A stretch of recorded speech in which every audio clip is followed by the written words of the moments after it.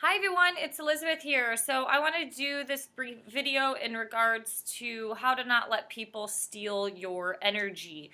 So everything on this planet is energy, and a lot of times we think of theft or stealing from more of like the material world point of view, like, oh, you stole my money, or this person stole from a store or stole from uh, stole someone else's car. But the reality is, when we're looking at interpersonal relationships, now this might be more geared toward romantic relationships as compared to like the work relationships or platonic friendships.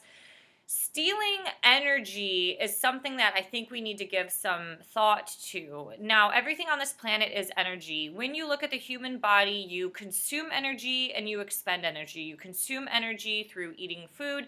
You expend energy just by being alive and breathing and thinking, but also through actual forms of exercise. You need to expend energy to get to work or to commute to work and things like that. So, energy is everything. And a lot of times when we don't give energy its its weight or its validity, we tend to not really think about certain things in interpersonal relationships, to where the common theme is that, okay, so a lot of people, like, there's like codependency or narcissists and psychopaths. A lot of these people are actually stealing other people's energy and their love. So everything on this planet roots down to love being the most powerful force on the planet. I have other videos and blog links that I'll list down below that you can look at this. So when a person is not built up, especially spiritually, they tend to kind of latch on to the human world to fulfill themselves through the flesh, whether that's through sex or having a boyfriend or girlfriend who does everything for them and pays their bills and things like that. So there are these sense of unhealthy dependencies that actually are a form of theft. Like, even money in itself is a form of energy. Now, we all are struggling. Not we all, a lot of people on this planet are struggling. So, helping somebody out monetarily is actually a very good thing. But there is a point when, it's like you kind of see this, like the girlfriend is borrowing a ton of money from her ex-boyfriend. Meanwhile, she's like dating this other guy who's like paying for all of her dates and things like that. That's a form of theft. I have seen this a lot in my own life, where it's like I've attracted emotionally unhealthy men. And no matter how much love I've given them or how amazing the courtship is and how beautiful it is, they still go and do stupid shit behind my back and have cheated or done other things or just lied and deceived me. And the reality is, it's like they wanted their cake and they wanted to have the other stuff on the side. And that in itself is a form of theft. They stole my energy. They stole my love. They stole my acts of kindness. They did things behind my back that were not consensual. They're not a part of monogamous relationship agreements, and they were stealing. So you see that a lot in relationships, for sure. Now, you have the most common one you see is like the empath with the psychopath or the narcissist. So, there is this thought that, or the claim, where narcissists and psychopaths, sociopaths, are like psychic vampires and they latch onto empaths. So they're basically like draining out and sucking out the energy of somebody. That's like being a leech or a parasite. So these people have to like literally suck on someone's lifeblood in order to give them life, so they can survive. Meanwhile, the empath is drained of all their energy. So in order to stop people from stealing your energy, you have to spiritually develop yourself. You have to develop your character. You have to really bring awareness and get to know who you are as a human being. And then once you kind of get a little bit of awareness or mindful awareness of who you are and what you have to offer in a relationship or in this planet, then you can go ahead and start to establish some personal borders and boundaries.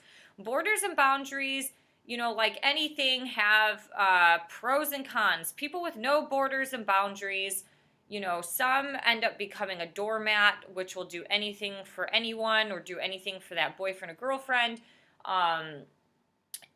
Or they're just so open sexually, they're like having sex with the entire planet, and then they get a disease. And then you have other people who have such hardcore borders and boundaries, like their wall is so high that they have virtually no trust for anybody. They live in chronic fear because they think that people are out to get them, or, I see this a lot in the religious sense where, people who believe in God or Jesus have so much fear of people who don't, because they think they're kind of led by the devil or they're led by the material world. And to some degree, I do agree with that, but there is a balance in itself. So we all have to look within ourselves to establish what borders and boundaries do we have, what buttons will be pushed if they are pushed, and how will you react and respond to that. And you kind of have to stick with it. So once you kind of know who you are, you establish borders and boundaries, then you can kind of start looking at what turns you on and what turns you off. At this point, I'll use myself as an example. At this point of being mid-30s, I've gone through a divorce. I've gone through all this emotional bullshit in my 20s that, like, at this age, lying and deceiving is a complete turnoff. It turns me off down there. Like, it's, the well dries up, you know what I'm saying? So it's like, that doesn't turn you on. Now, we live in a society where it's like a lot of times it's like the man that's turned on by the woman. So the woman always has to like look dolled up or look super sexy or whatever, tries to act like a porn star and things like that to please a guy. But you know what? Like, this is a partnership. It is two people coming together as a union, so as a one unit.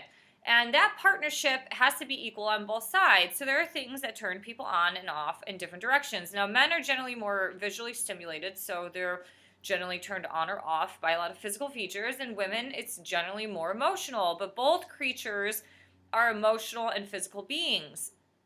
So, if you're younger, you have no life experience, you have a little bit lower self-esteem, you don't really understand what borders and boundaries are, you're going to put up and tolerate with a bunch more shit as compared to when you're older, in your 30s, 40s, and 50s, when you have life experience, especially negative life experience, when people have, quote unquote, stolen your energy or steal your love.